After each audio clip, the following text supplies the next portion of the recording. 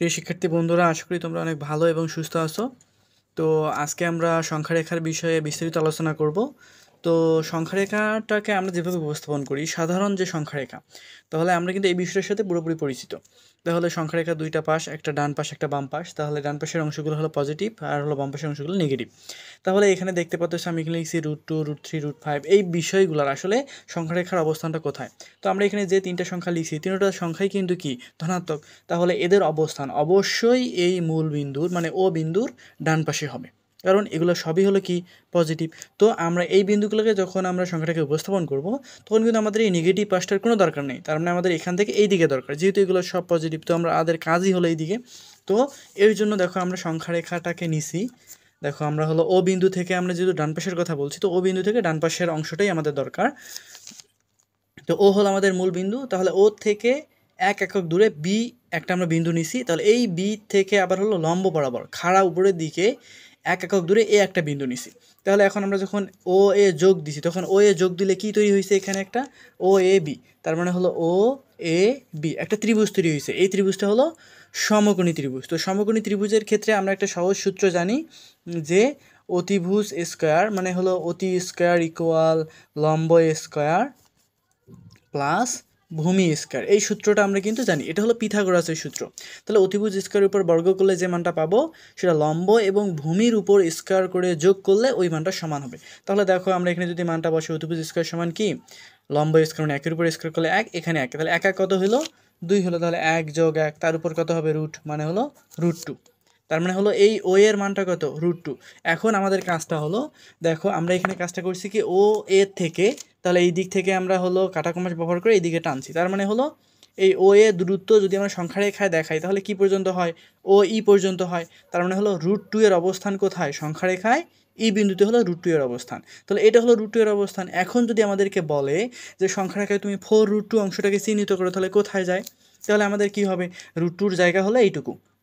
তার মানে এইটুকু হলো √2 জায়গা। তাহলে আমাদের কয়টা √2 আছে, 4টা √2। তার মানে আমরা এইটার মাপ নিয়ে এই থেকে কাটছি। দেখো এটা হলো 2 নাম্বার, এটা 3 নাম্বার এবং এটা 4 নাম্বার। তাহলে হলো এই যে ও থেকে ডি, তাহলে এই টোটাল এরিয়াটা, তাহলে এই টোটাল মানটা কার, 4√2 এর জায়গা। তাহলে হলো সংখ্যারেখায় যদি আমাদেরকে দেখাইতে বলে যে তুমি 4√2 অবস্থানটা সংখ্যারেখায় উপস্থাপন করো, তাহলে আমাদের কাজটা হবে এই যে এইখানে হলো 4√2 এর অবস্থান, 4√2 এই জায়গায় এর মধ্যে আছে।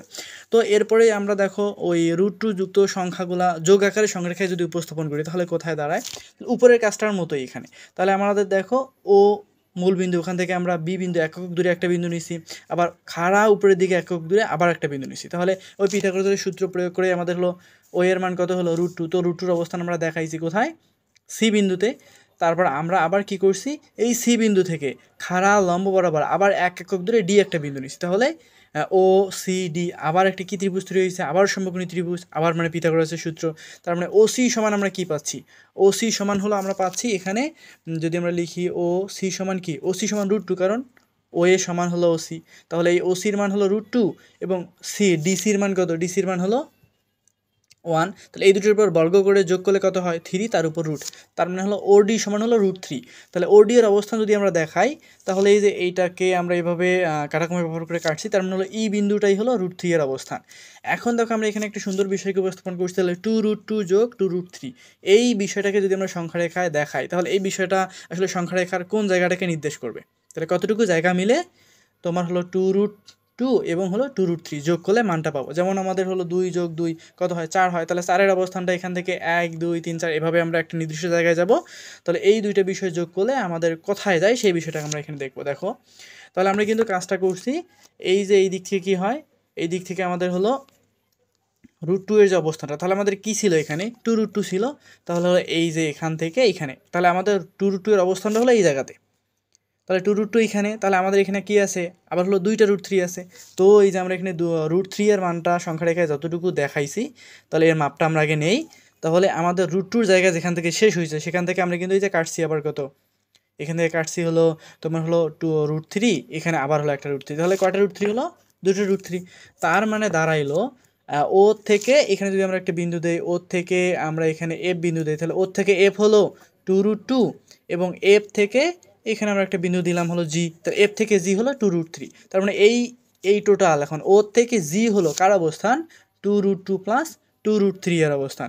আশা করি তোমরা বিষয়টা ভালোভাবে বুঝতে পারছো। তো আমরা আরও একটা এখানে সংখ্যা রেখা উপস্থাপন করছি, এখানে হলো বিয়োগের কাজ। তাহলে আগেটা আমাদের ছিল যোগ, এবার হচ্ছে বিয়োগ। তাহলে এখানে বিয়োগটা আমরা কীভাবে করছি দেখো, 10√2 থেকে 2√3 যদি আমরা মাইনাস করি তাহলে বিষয়টা কি দাঁড়ায়।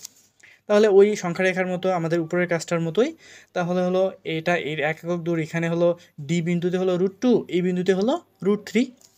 তাহলে আমাদের প্রথম কাজটা কি, 10√2, মানে এই সংখ্যাটা অবশ্যই বড়, তাহলে বড় সংখ্যাটাকে আমাদের আগে আইডেন্টিফাই করা লাগবে। তাহলে আমরা কি করছি, এই হলো ও ডি এর মাপ কয়টা নিছি, 10টা। তাহলে এইভাবে এই দেখো আমরা কাটছি, তাহলে আমাদের 10 পর্যন্ত। তাহলে ও ডি এর অবস্থান কোথায়, ও ডি মানে 10√2 অবস্থানটা কোথায়, এফ বিন্দু। তাহলে ও থেকে এফ এই পুরাটা মিলেই হলো কত, 10√2, ও থেকে এফ পর্যন্ত। তার থেকে কি মাইনাস হয়েছে, 2টা √3 মাইনাস হয়েছে। তো আমরা √3 কেউ সংখ্যাটাকে উপস্থাপন করছি, তাহলে এখান থেকে এই পর্যন্ত। তাহলে এই টোটাল সংখ্যাটা থেকে 10√2 থেকে কি মাইনাস হবে, 2√3 মাইনাস হবে। তাহলে আমরা কি করছি, এখানে ও ই এর মাপটা নিছি √3, সেই মাপটা কি করছি, এই যে টোটাল 10√3 থেকে কমাইছি। তাহলে এই যে একটা কমাইছি √3, এই যে একটা √3 কমাইছি, তাহলে 2√3 অবস্থান হলো এইটুকু জায়গাতে। তাহলে এই 10√2 থেকে এইটুকু জায়গা কি হয়েছে, মাইনাস হয়েছে। তার মানে হলো দাঁড়াইলো আমাদের হলো এই জায়গাটা কার অবস্থান, এই 10√2 মাইনাস 2√3 এর অবস্থান। আশা করি তোমরা বিষয়টা বুঝতে পারছো। এরকম ভিডিও পেতে হলে আমাদের চ্যানেলটাকে সাবস্ক্রাইব করো, তাহলে নতুন নতুন ভিডিও আপলোড করার সাথে সাথে পেয়ে যাবে। ধন্যবাদ।